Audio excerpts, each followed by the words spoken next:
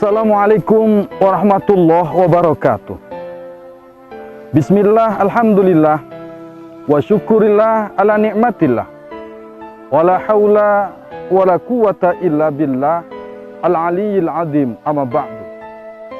Subhanallah, maha suci Allah dengan segala firman-Nya. Kita diberikan umur yang panjang oleh Allah, diberikan kesehatan oleh Allah untuk selalu berpikir. Yang pertama kali adalah pujian kita kepada Allah Subhanahu wa Ta'ala yang telah melimpahkan rahmat, maghfirah, ampunan kepada kita semua. Semoga kita yang hadir di sini dan para pemirsa akan selalu mendapatkan rahmat dan ampunan dari Allah Subhanahu wa Ta'ala. Allahumma sholli ala sayyidina Muhammad. Salam takzim kita kepada baginda kita Rasulullah sallallahu alaihi wasallam, Nabi yang akan memberikan syafaat kelak di yaumil qiyamah kepada kita semua. Pemirsa Mucar TV yang berbahagia, melanjutkan pertemuan yang kemarin, yaitu 7 kalimat penyelamat dunia dan akhirat. Yang pertama adalah basmalah, yang kedua adalah hamdalah, yang berikutnya adalah insyaallah, kemudian istighfar dan lain sebagainya. Yang pertemuan kemarin sudah kita bahas, yaitu basmalah dan hamdalah. Sekarang yang perlu kami sampaikan adalah insya Allah. Kenapa kita ini memerlukan kata insya Allah? Insya Allah ini sudah diperintahkan Allah Subhanahu wa Ta'ala ketika pada para nabi-nabinya. Yang pertama kepada nabi siapa? Nabi semua nabinya. Nabi-nabiullah itu diperintahkan untuk mengucapkan insya Allah. Apa makna dari insya Allah?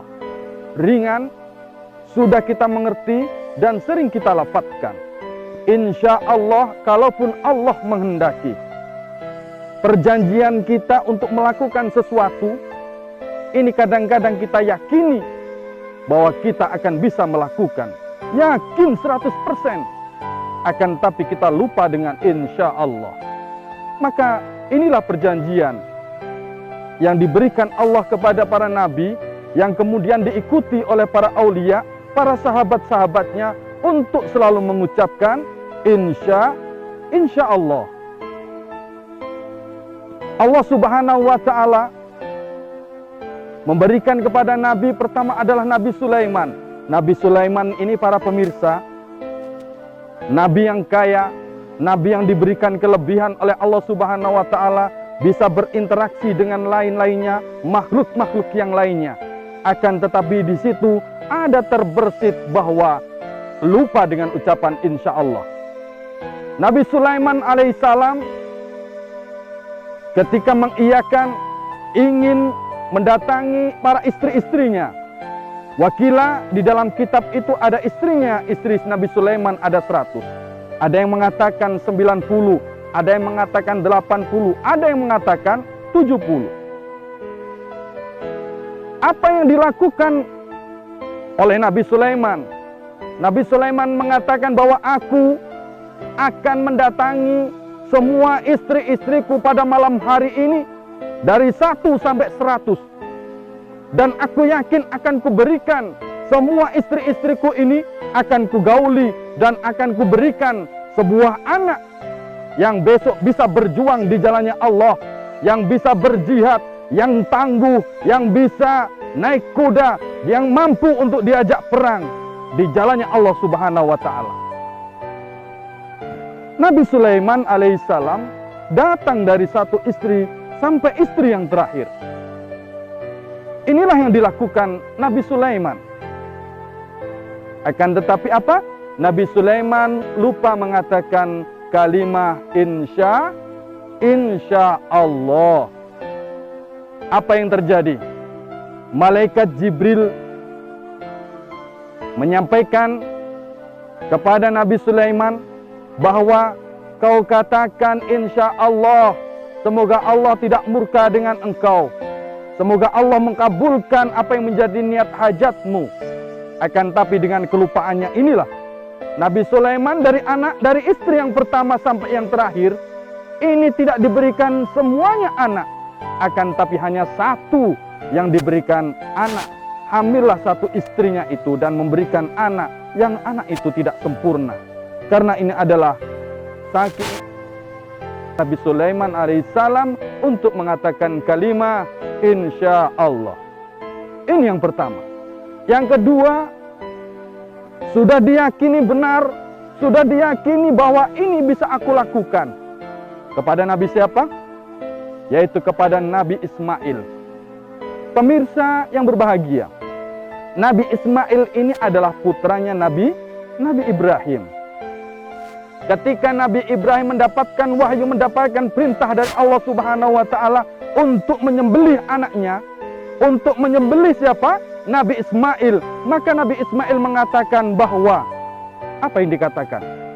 Nabi Ismail mengatakan di dalam Al-Qur'an bahwa ya abati if al-ma tu'maru satajuduni insyaallah minas sabirin.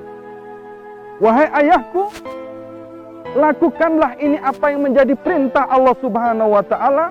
Semoga engkau menemui aku, mendapati aku. Kata Nabi Ismail, insyaallah aku menjadi orang-orang yang sabar. Aku menjadi golongan orang-orang yang sabar. Aku mau melakukan perintah Allah yang diberikan kepadamu wahai ayah, ya abah, Nabi Ibrahim. Kemudian Nabi Ismail mengiyakan, walaupun Nabi Ismail mampu melaksanakan ini untuk disembelih oleh Nabi Ibrahim. Allah Subhanahu wa taala menilai kekuatan daripada Nabi Ismail yang mengiyakan kata penyembelihan ini dengan kata insya Allah satajiduni insya Allah minas sabirin. Maka Allah Subhanahu wa taala menggantikannya Nabi Ismail dengan seekor kambing. Padahal Nabi Ismail sudah mengatakan di dalam dirinya kepada ibunya, wahai ibunda,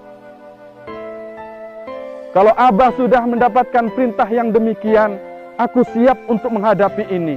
Ketika engkau menyembelih aku,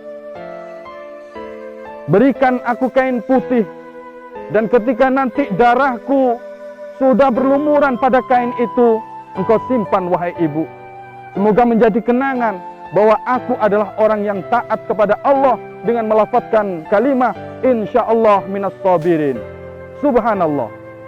Pengorbanan Nabi Ismail sampai nyawanya, tapi dilandasi dengan melafazkan kalimat insyaallah. Yang ketiga, kisah dari Nabi Musa.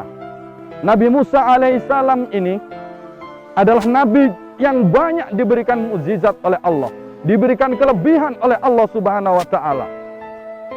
Apa yang dilakukan Nabi Musa? Nabi Musa alaihissalam ini ketika bertemu dengan Nabi Khidir akan selalu menanyakan bahwa aku adalah orang-orang yang selalu sabar untuk tidak menanya-nanya tentang ilmumu. Aku bersumpah bahwa aku tidak akan bertanya-tanya tentang ilmumu. Aku tidak akan mengambil ilmumu. Kata Nabi Musa alaihissalam. Di dalam Al-Quran, surat Al-Kahfi, ayat 69 bahwa qala satajiduni insyaallah sabiran wala a'si laka amron. Aku tidak akan bertanya kepadamu tentang sesuatu apapun. Ini dilakukan oleh siapa? Oleh Nabi Musa alaihissalam. Demikian dilakukan karena sumpah dan janji Nabi Musa alaihissalam kepada Nabi Khidir. Akan tetapi Nabi Musa tidak mampu menahan kesabarannya, sehingga Nabi Musa tetap bertanya kepada Nabi Khidir. Dan datanglah ayat Allah Subhanahu wa taala yang tercantum di dalam surat Al-Kahfi pula. Ayat 82. Dzalika ta'wilu ma lam tastati' alaihi sabran. Inilah tanda-tanda kamu, takwil kamu. Kamu adalah termasuk golongan orang-orang yang tidak mampu menahan tentang kesabaran. Tapi karena Nabi Musa alaihissalam sudah mengatakan ini insya Allah, tidak ada masalah. Allah lah yang menghendaki semuanya. Allah lah yang menghendaki semua.